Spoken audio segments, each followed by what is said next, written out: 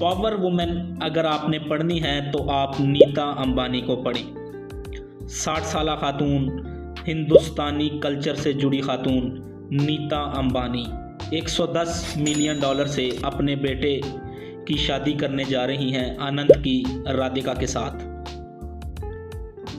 मुकेश अंबानी के दौलत के अंबार बुलाते हैं Bill Gates, mark Zuckerberg, Elon Musk, Bollywood के सितारे और रिहाना को, और इन सब के ज़रिए वो पूरी दुनिया को दिखाते हैं अपनी कल्चरल वैल्यूज़। इन सब में मरकज़ी किरदार अदा करती हैं नीता अंबानी।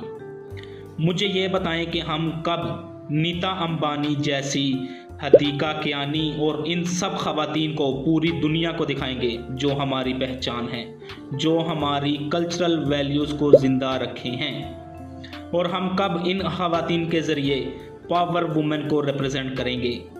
हमें सोचना पड़ेगा, पाकिस्तान का सोचना पड़ेगा।